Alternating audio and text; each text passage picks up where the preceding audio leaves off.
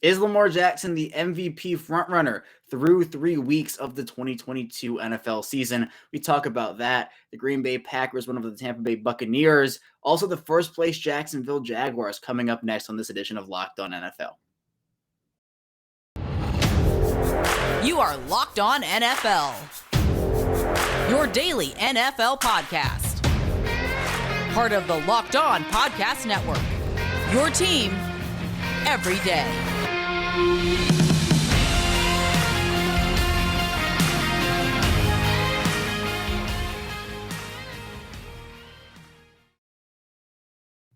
Welcome into another edition of the Locked On NFL podcast, part of the Locked On Podcast Network, your team every day. It is Monday after the NFL's Week 3 action. That means you have me, Kevin Oestreicher, the host over at Locked On Ravens. And thank you so much for making Locked On NFL your first listen of the day. Today we're free and available on all platforms. That includes over on YouTube. And we are back here again, a wild slate of Sunday games throughout week 3 of the NFL. We have that every week, a wild slate of Sunday games, and we had crazy finishes, some upsets throughout the league, and star players doing star things. And the first time we're going to be talking with Peter Bukowski of Locked On Packers about their gutsy win over the Tampa Bay Buccaneers that really turned into a defensive slugfest and what it means for Aaron Rodgers and company moving forward. Then in the second segment, I'm going to be talking with you about if Lamar Jackson is the MVP frontrunner through those first 3 weeks here of the 2022 season. Why or why not? And then in the final segment, we'll be talking with Tony Wiggins of Locked On Jaguars. The Jaguars first place in the AFC South after steamrolling the Los Angeles Chargers. So without any further ado, let's start off our conversations now with Peter Bukowski of Locked On Packers coming off of that Green Bay very impressive win. Well, the Green Bay Packers pulled out a gutsy win in a game that looked like they were well on their way to dominating, a 14-12 win over Tom Brady's Buccaneers. And here to break it down with me is Peter Bukowski, the host of Locked On Packers. And Peter, the way this game went early, the Packers get up big early on Tampa Bay, but then an Aaron Jones fumble kind of lets Tampa creep back in the game, get their momentum going. And at the end of the day, this was a defensive slugfest. Yeah, it's a little reminiscent of the 2020 NFC Championship game in which the Packers in the second half, it looks like they're gonna mount a comeback. They score, they get a stop, and then Aaron Jones fumbles in his own end. The Patriots. I always say the Patriots when it comes to Tom Brady. The Buccaneers, they'll just always be the Patriots to me. The Buccaneers go down and score. And it's just like, oh, okay, that's the kind of game it's gonna be. And the Packers, to your point, they're up. They have 14 at this point. It's gonna be 21. And it seems like they have all the answers for Todd Bowles and this exotic scheme and the creative blitz packages they're going to come up with and the tight man coverage that they're going to play on the outside and all the stuff that Tampa wants to do. And then they had a stretch where they had 8 straight 3-and-outs. And the balance was suddenly not there. The pass rush started to get home and fluster Aaron Rodgers to where he's not making the kinds of decisions that we're used to seeing him make. I mean, there was a point in this game early on, Kevin, when Aaron Rodgers was threatening the all-time consecutive completions mark. If you go back to the end of week 2 and into week 3, he had 22 straight completions. The NFL record is 25. He missed Aaron Jones. 2 plays later, he throws a touchdown and sort of like, okay, well, who cares about that silly record? So for the Packers, and I said this on Locked On Packers today, the potential that this offense showed in that first half. I know they didn't sustain it. This is a young team trying to figure some of that stuff out outside of Aaron Rodgers. They get David Bakhtiari back. He's rotating in every other series with Josh Nijman. Christian Watson's hurt. Sammy Watkins hurt. So it has to be the Romeo Doubs show. And they showed that version of this offense can be really, really good, even if it's just for a half. And I think that's the really encouraging thing to take away from this Packers team is this offense showed flashes against the best defense in the league, a team that had given up 2 touchdowns all year. They scored 2 touchdowns in the first half. And that part is impressive in its own right. But Peter, with the Aaron Jones fumble, was this really a case of momentum for Tampa Bay, or did the Packers start doing stuff differently after that? Because you mentioned the 8 straight 3-and-out. So what started to go wrong for them over the course of the rest of the game? You know, something I go back to is a couple years ago in week 1, the Packers came out a house of fire. I think this was 2019. Against the Minnesota Vikings, and they scored on the first 2 possessions, maybe even the first 3 possessions, and then could not do anything in the second half. And Aaron Rodgers was asked about it in the second half or after the game. What happened? And he said, Mike Zimmer happened. He's one of the best defensive coaches in the league. And I think sometimes it is just that simple. Like Todd Bowles is a really smart defensive coordinator.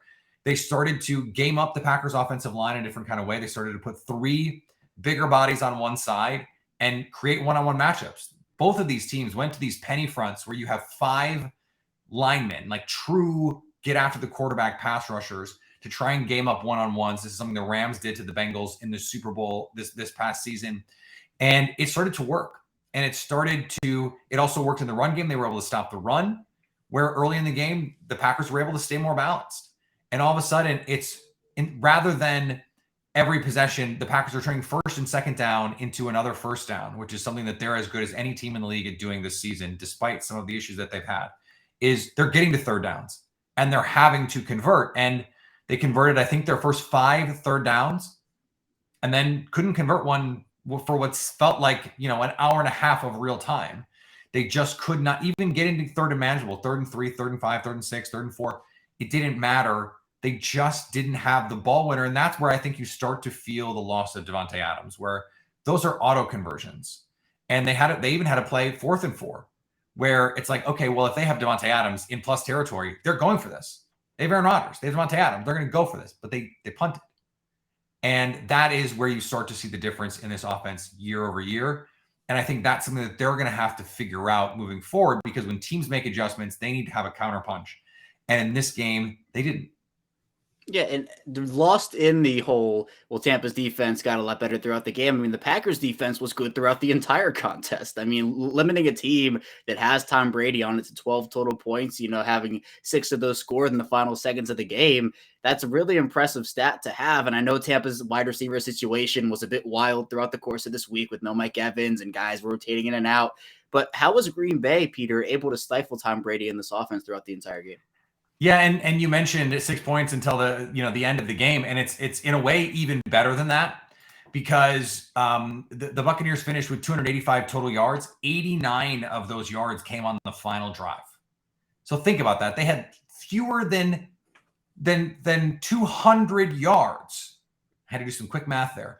Fewer than 200 yards late in the 4th quarter.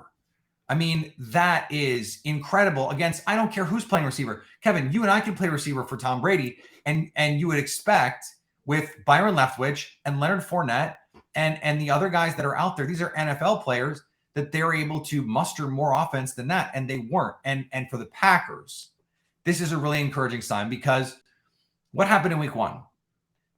They busted 4 or 5 coverages to allow big plays to Justin Jefferson and the Minnesota Vikings. And everyone's going, well, why didn't they put Jair Alexander on him? Just man him up and let him take that guy. In week 2, they showed a little bit more man coverage. And what did? They stifled Justin Fields, who could barely complete passes, can't get to 200 yards passing, which, by the way, he didn't do again on Sunday. And in this game, it's going, well, are they going to make the necessary adjustments against Tom Brady? Are they going to play the aggressive press man style against Tom? Are they going to blitz? The Packers through 2 weeks, Kevin, had not blitzed. Not one time had they blitzed.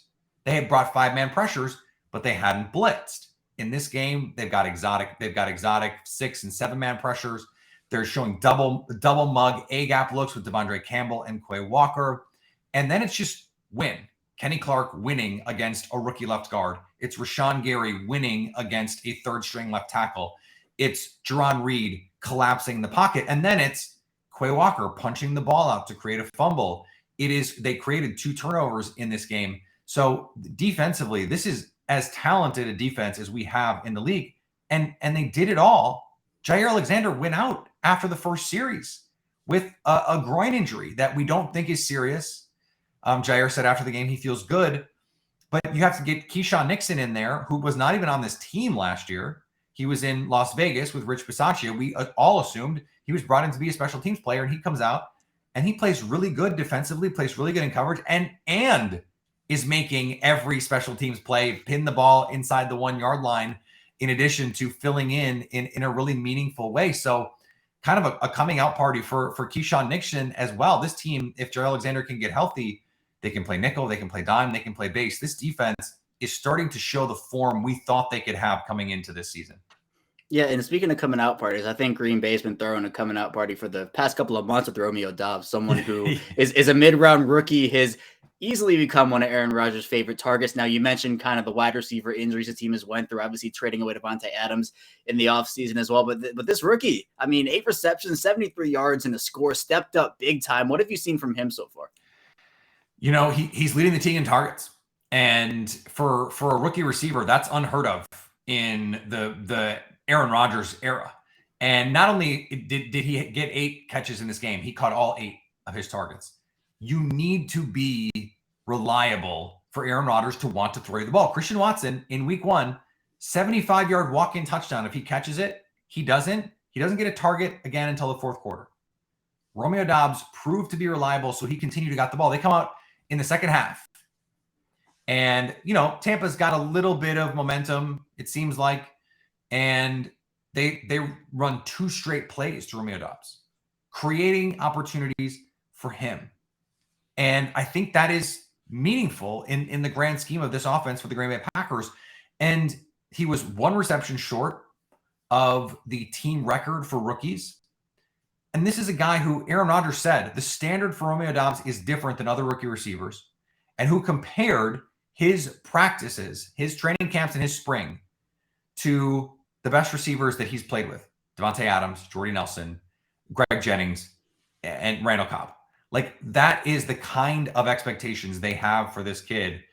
And they said, all right, this is your offense this week.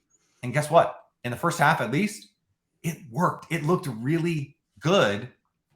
And that is, I think, a great sign for what the Packers want to be as a Super Bowl team. If Romeo Dobbs can be this, it's a little scary, right, to have a rookie be your lead pass catcher, although don't tell the Bengals, because Jamar Chase, unbelievable last year. Dobbs doesn't have to be Jamar Chase because they have Allen Lazard to make those red zone and third down catches, which he did in this game. They have Randall Cobb to make those third down plays. They have a really good running game and a terrific offensive line. And by the way, they have the 2-time reigning league MVP who just finds a way to make these plays when the team needs them. And for Rodgers, in these games in the past, it's appropriate that this game came against Tom Brady. In games in the past, in years past, the Packers lose this game because the defense blows it, and the other team gets the ball after the coin toss. They score a touchdown, and Aaron Rodgers never gets to touch the ball. That's just been like his deal his whole career. We just have to accept that as people who follow the Packers. To get a win like this with the defense playing as well as they do against Tom Brady is really a special thing, I think, for Aaron Rodgers. And no one appreciates that more than Aaron Rodgers. Yeah, a huge win for this Packers team, moving them to 2-1 on the young 2022 season, improving there again, one of the premier teams in this NFL as they compete for another Super Bowl championship. Peter, I appreciate you coming on here. Thanks so much. For more on the Green Bay Packers, be sure to check out Peter's work over at the Locked On Packers podcast, again, part of the Locked On Podcast Network, your team every day. Peter, thanks so much for hopping on here. Aaron Rodgers has been one of the best in the business for an extremely long time. And on Sunday, he bests Tom Brady and those Tampa Bay Buccaneers. But coming up in our second segment of Locked On NFL, we're going to be diving into Lamar Jackson's performance through the first 3 weeks of the 2022 season and talking about if he's the MVP frontrunner so far in the NFL. So be sure to stay tuned. We still have a ton to talk about here on the show. We're back here. Our second segment of Locked On NFL, Kevin Oestreicher, your host, still here with you. And again, thank you so much for tuning in today, making Locked On NFL your first listen of the day. Be sure to like this video on YouTube, subscribe to the channel, also follow us along in audio form. It really means a ton, helps out a ton as well. But now it's time to have a very important conversation. And we all know how the MVP race can fluctuate and change throughout the course of what is now a 17-game season. But there are always those early front runners. Now, some of those early front runners stay the front runner for the entire season. Others maybe go in and out or just disappear altogether. And for the Baltimore Ravens, Lamar Jackson has certainly inserted himself into the early MVP conversation. The Ravens beat the New England Patriots on Sunday 37-26. And Lamar Jackson, a very big reason why. Jackson 5, as people call it, for him. 4 passing touchdowns, 1 rushing touchdown. Very efficient, too. Threw for 4 passing touchdowns on just 18 completions. Did have an interception in that game as well, but at 218 passing yards, 107 rushing yards. Lamar Jackson, he looks the part of an MVP this season. And again, it is early, right? It's only 3 games. There is a lot more season left, but I think when you're looking at guys who have kind of established themselves as an MVP frontrunner, Jackson certainly comes to my mind. And look, I know I'm the Locked On Ravens guy, right? So obviously he would. There are a couple others who are willing to be in that conversation as well. But I think when you're looking at what Jackson did, and people might go back to the Miami loss and say, well, how can you put a guy in the MVP race who his team blew a 21-point lead and wasn't able to will the Ravens to a win? They're not 3-0 right now. And look, that loss was not on Lamar Jackson. It was on the defense. And sure, the offense could have scored some more points later in that game to maybe put it out of reach. They're totally understandable, 100%, right? But the Lamar Jackson doesn't rush the passer, isn't out there mashing up against Tyreek Hill and Jalen Waddle. So the defense blew that 21-point lead. Lamar Jackson did not. He played phenomenal football in that game. And there are a lot of things that we're seeing from Lamar Jackson this year, at least through these first 3 weeks, that are very encouraging, I'd say. Part of that is the fact that he just looks so much more confident. And not that he didn't have confidence before and didn't believe in himself. Obviously, he did. But it feels like he trusts his offensive line. And football is a team sport, right? You cannot do it by yourself. And Lamar Jackson tries. He can do a lot by himself if he's needed to by this Ravens team. And we saw it last year a little bit. We've seen it in parts this year as well. He has been the Ravens running game pretty much. The Ravens have not had any semblance of a running game outside of Lamar Jackson. So I think when you're looking at a team that is looking to bounce back this year after the injury-riddled, horrible season they had, 8-9, last in the division, which is very un-Raven-like, a lot of people expected a bounce-back year from Lamar Jackson because the Ravens team, they sink or swim with Lamar Jackson is what I'll say. If he's playing well, the team usually wins outside of that Miami game. If the team loses, he probably didn't play super, super well. So I think there is not, and I've said this before, I've said it even on here, I don't think there's a player that means more to their team than Lamar Jackson does to the Ravens. I think that is true. I think when you're talking about a most valuable player, right, that is a player that is valuable to their team. Now, obviously, individual stats and everything does go into that award when you're talking about the actual award. But when you are looking at what is a most valuable player from a literal perspective, it is a guy that just means so much to their team that the drop-off is so substantial without. And you could talk about tons and tons and tons of players when you're talking about that throughout the NFL. I know players like Patrick Mahomes and Josh Allen and Aaron Donald and Cooper Kupp and so many others. I'm not disrespecting anybody by leaving them out, just saying there are so many of those players. But for Lamar Jackson, the Ravens literally built their offense around him. They took him in 2018 in that draft, and they knew that they would have to rebuild their offense. Joe Flacco and Lamar Jackson, very different players. And Jackson came in the middle of that year, 2018, and the Ravens had to kind of pivot away in 2019. They had to reinvent their offense. Greg Roman doing a lot of things there after the departure of Marty Mornhinweg. And we have seen in every year Lamar Jackson grow. We have seen the improved deep ball accuracy. We have seen the improved accuracy outside the numbers. There have been some things that have been a bit overblown for Jackson. Improved decision-making, right? There's a lot of improvements in this year. Entering week 3, he had a 10.2 touchdown percentage. That was tops in the NFL, meaning he threw a touchdown on 10.2% of his passes. That is pretty incredible, all things considered. In this game against the Patriots, again, I said it, on 18 completions through 4 touchdowns. That's very, very good. Just under a fourth of his completions were touchdowns. That's something that we see the efficiency with Lamar Jackson, the ability with his arm and with his legs. And he's doing it against defenses that I think are a tad underrated. Are they the best defenses in the NFL, top 3 units?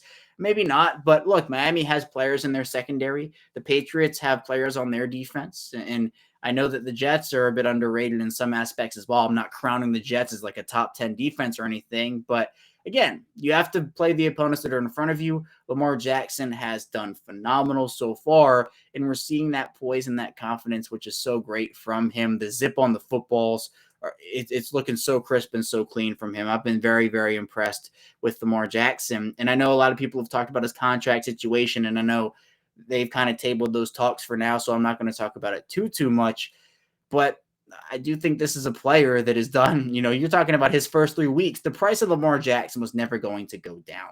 And if he wins the MVP, or if he's in the MVP conversation for all 18 weeks here, he's going to continue to drive that price up. He already deserves every penny of whatever huge, massive contract extension he's going to get.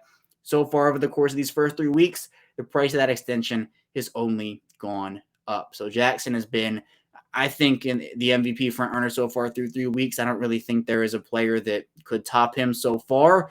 Big game for Baltimore in week 4 going up against Buffalo. Huge, huge, huge game for them. And I think that if he wins that game, he catapults up even more. If he loses and he plays well, I still think he's in the conversation, but maybe with a great game, Josh Allen overtakes him or something like that. So I do think when you're looking at a player that has impressed through 3 weeks, you point to Lamar Jackson, and I think right now he is the MVP frontrunner through 3 weeks. Coming up here on Locked On NFL, we're going to be diving into those first-place Jacksonville Jaguars with Tony Wiggins of Locked On Jaguars. And if they can win the AFC South this year, so be sure to stay tuned. We still have a ton to talk about on Locked On NFL.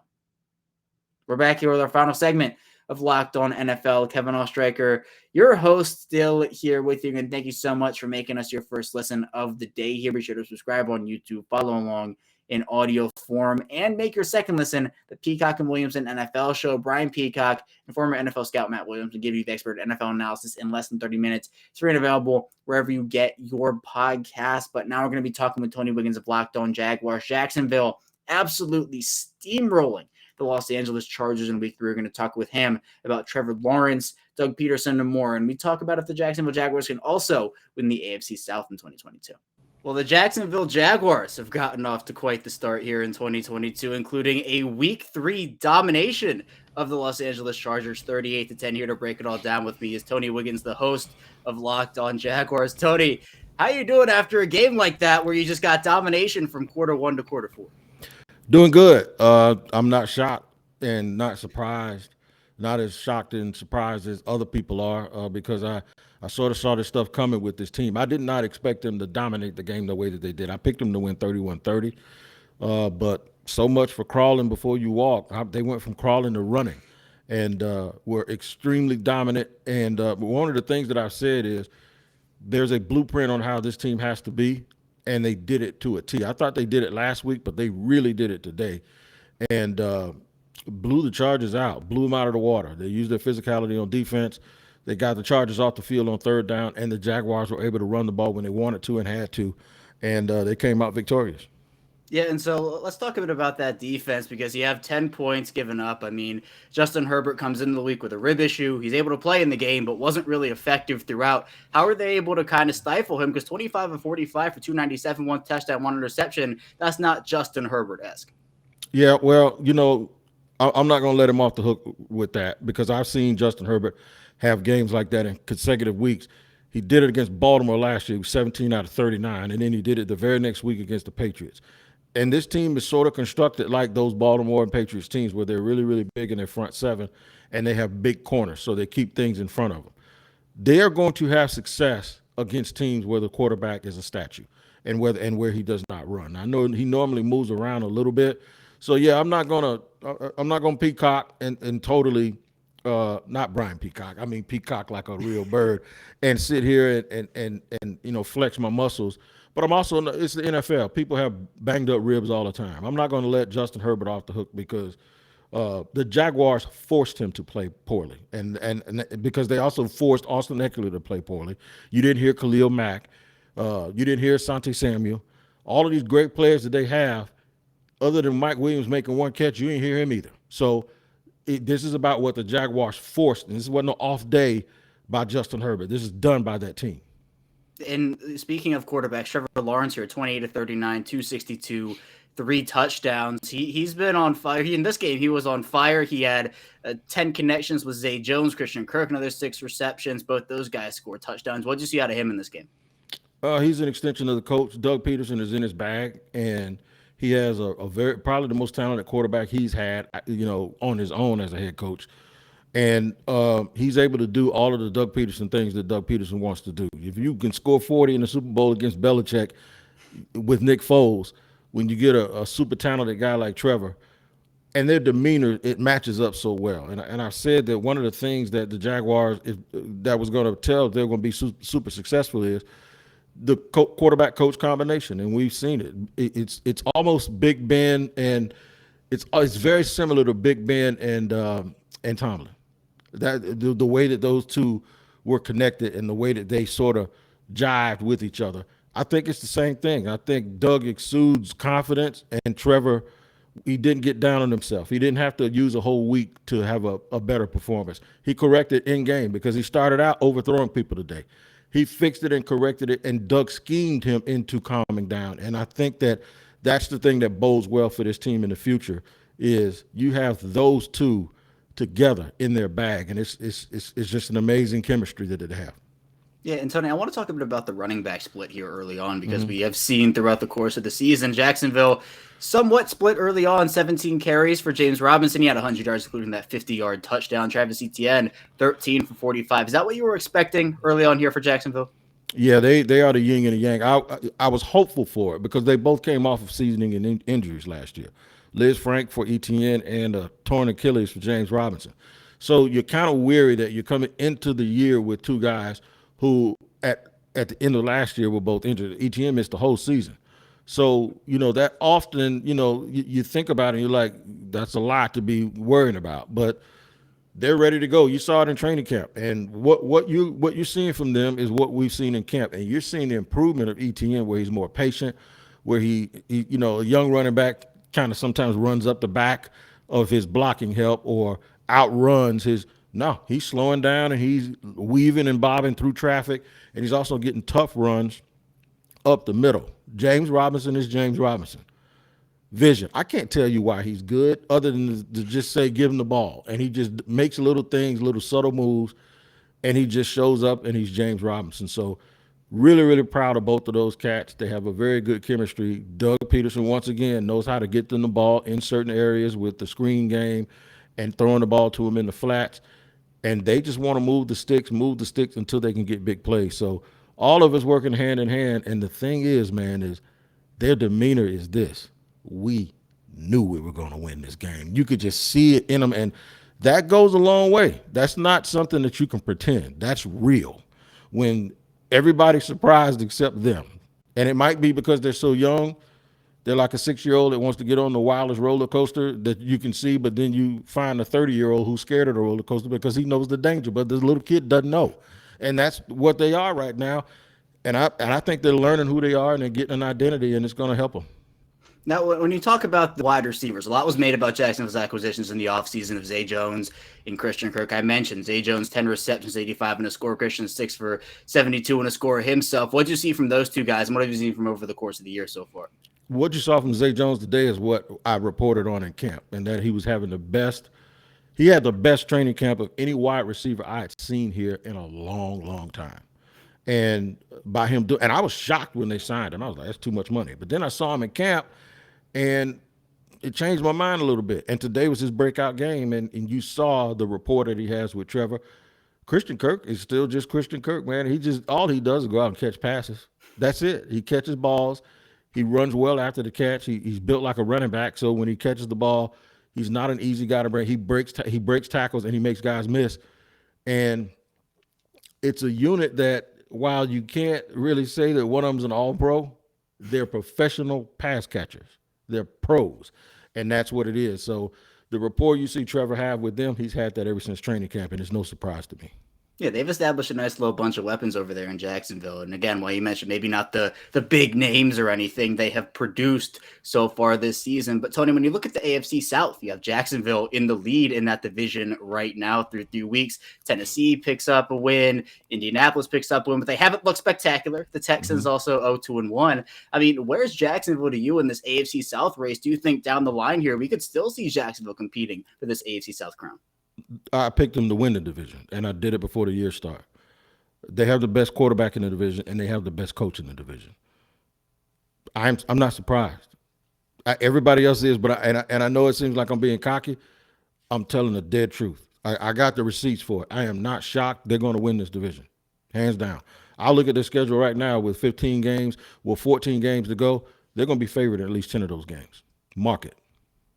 And do you feel like the biggest difference, or at least one of them, has been the coaching? You talked about Doug Peterson and what he's brought through these first 3 weeks. We know what happened with Urban Meyer last season. I mean, what's been the difference between those two guys and just the philosophy and vibes of this team right now?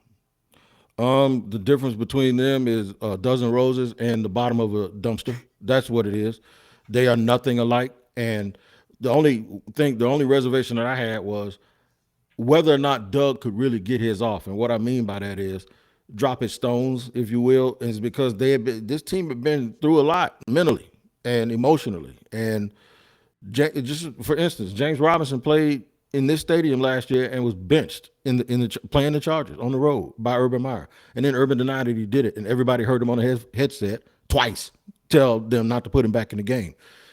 It is the difference between night and day. I was just worried, as a coach, you still want to be able to if you got to scream on a guy, scream on a guy. If you got to be constructive and criticize a guy or bench a guy, you want to be able to do it. I wanted Doug to be free enough to do that without having to worry about the baggage of yesterday. So what he did was, when I asked him that in the offseason, he says, you earn the trust. And then you start leaning on him a little bit once you've earned their trust. And that's what has happened. He probably still, I haven't seen him demonstratively go after anybody like that, but I'm sure he's had some tough conversations with players in the building. But the fact that he was able to get to that, and the fact that he was able to move and coach without worrying about anything that happened before and not having to walk on eggshells and tiptoe around these guys, the transition has happened a lot faster than I thought it would. And now you see, this is not a joke. They beat the Colts and the Chargers by a combined score of 62-10. You do not do that in the NFL if you're not really a good team. Yeah, the Jacksonville Jaguars off to a hot start here in 2022. Tony, I appreciate your time. For more on the Jacksonville Jaguars, be sure to check out Tony's work over at the Locked On Jaguars podcast, your team every day. Tony, thanks so much. Appreciate you, B. Jacksonville has been shot out of a cannon so far through 3 weeks, getting a couple of really, really big wins. And they are, I think, a very dark horse to win the AFC South. Tennessee doesn't look like Tennessee this year. Indianapolis has struggled in Houston. I don't think they're touching the division crown. So you have Jacksonville, who was impressed so far and looked good. And with new leadership in there, Trevor Lawrence in his second season and some playmakers on offense, they could definitely make some noise for the remainder of the 2022 season. But that's all I have here today on Locked On NFL. Thank you so much for tuning in and listening. When we get back here tomorrow, we'll be diving into more NFL content with your Tuesday host. So be sure to stay tuned for that, and we will see you right back here tomorrow.